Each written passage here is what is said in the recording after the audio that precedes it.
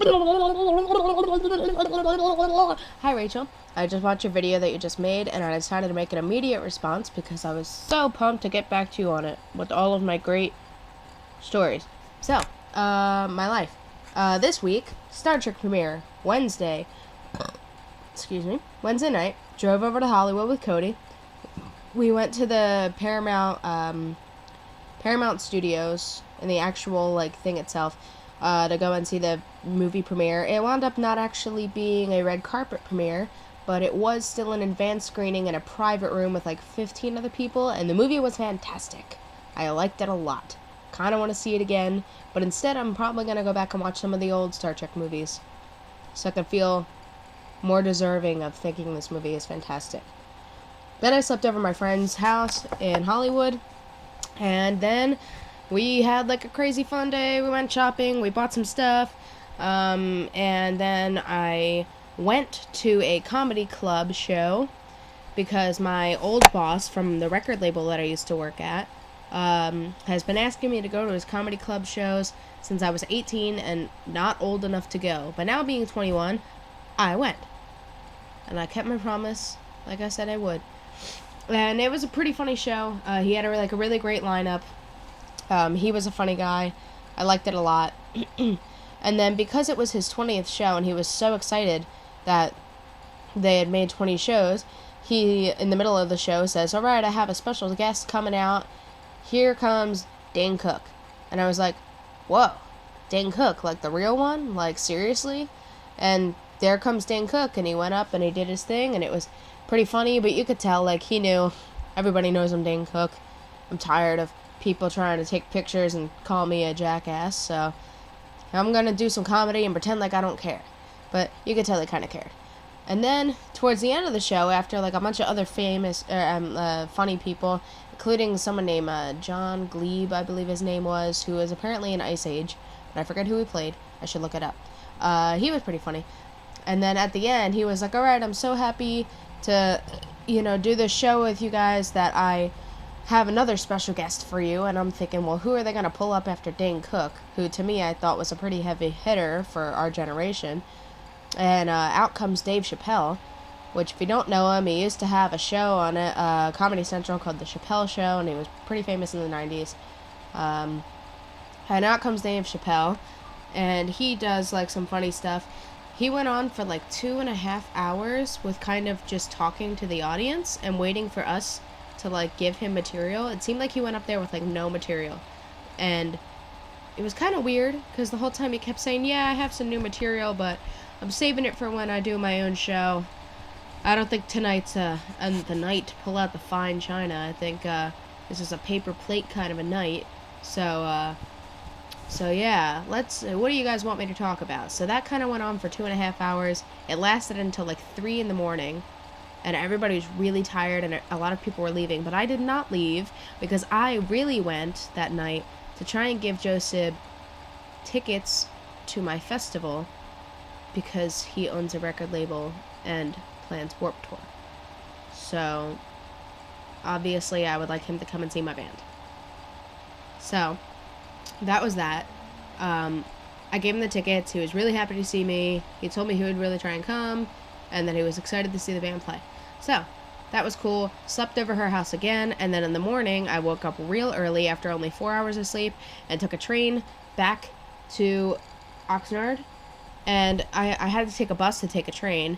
And on the bus, they noticed I had a guitar with me, and the bus driver was like, "You should play your guitar for us because it's so dull and boring at 8:30 in the morning." I'm like, "Yeah, well, I'm pretty dull and boring at 8:30 in the morning when I only had 4 hours of sleep."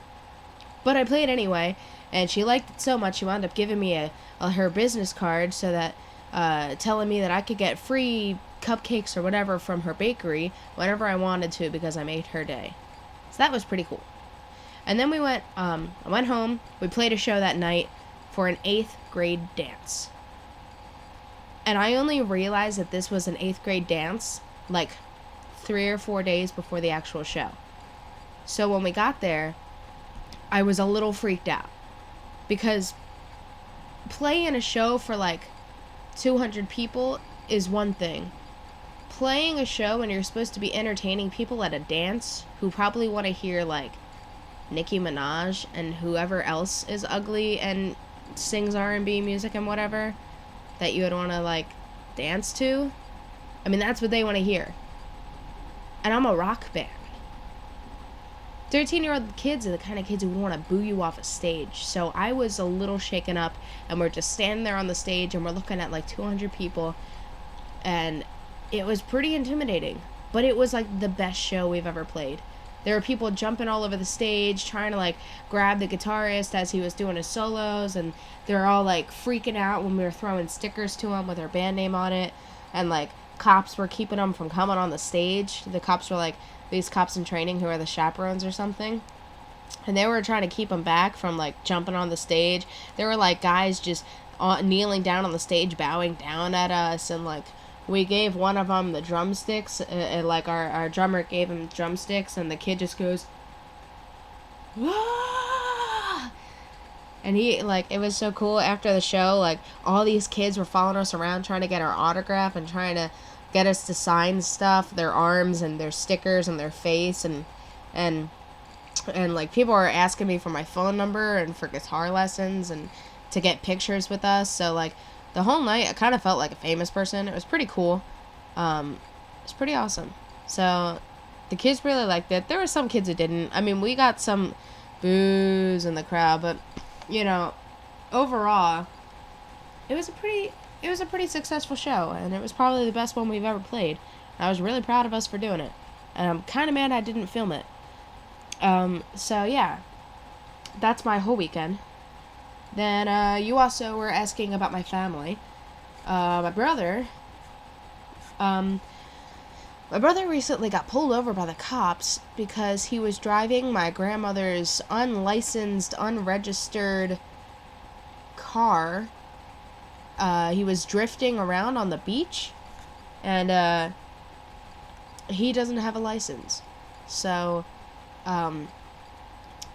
luckily the cop didn't, punish him further. I think he was really just trying to scare him, which Andrew was pretty scared. I mean, he was hiding inside for like a week because he thought he was going to get his license taken away. Well, he thought he was not going to get the chance to get his license for a long time, and he was about to take it like any day now.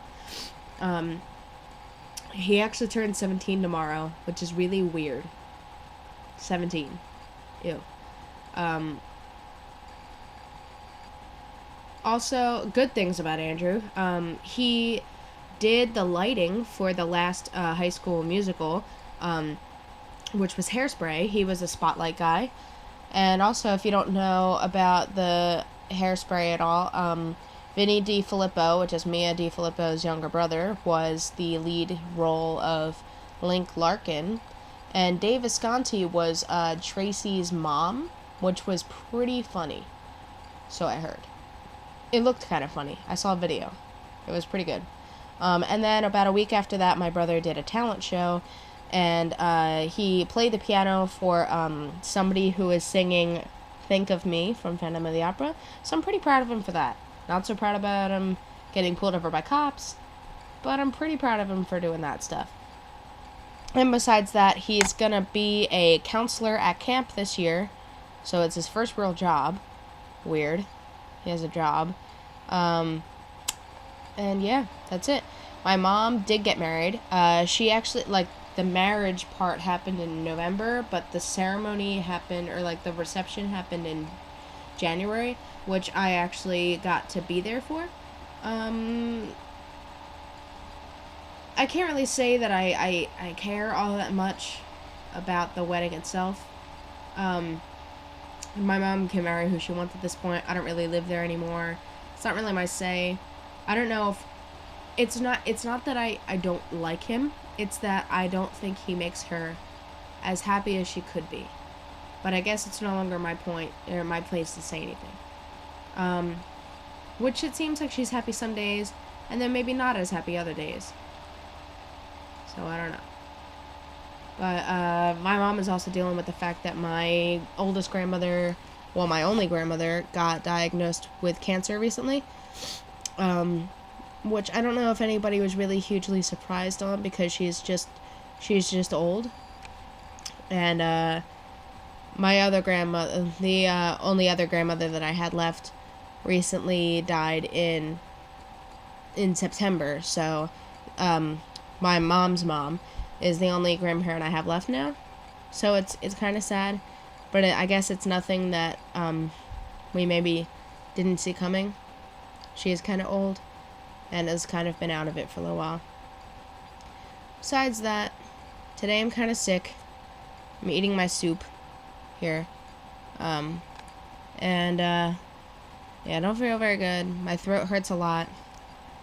Probably doesn't help that I am cashier at Panera and I have to yell for 5 hours straight because no one in line wants to listen, especially when it's loud.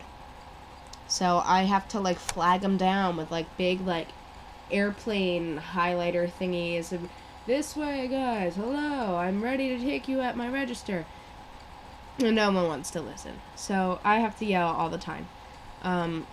Besides that, it's not bad. A lot of people at work really like me because at the last company party / meeting, I play guitar for them. So they think I'm like fantastic and they're giving me like free movie tickets and a gift card and whatever. It kind of makes me feel like the teacher's pet, but I feel like I work hard too. And obviously, my band has to take a hit because I get sore throats and I am constantly working on the weekend, which is when we practice. So I guess I don't feel that bad. And then Cody is enjoying his job more. His boss likes him more now, so he likes his job more. Also, I did see Wreck-It Ralph. I really liked the movie, and I could definitely see why you would like Vanellope so much. I thought it was a really cute movie. And my thoughts on IKEA is I really want to get like a big group of friends and play hide and seek in IKEA. I think that would be like my dream thing. It sounds really fun. And I've been trying to plan that for a while. It just hasn't come to fruition. So, I'm going to stop talking because of my voice and send this video to you, and I hope you like it. That is a recap on my last week and some family stuff right there. So, bye-bye!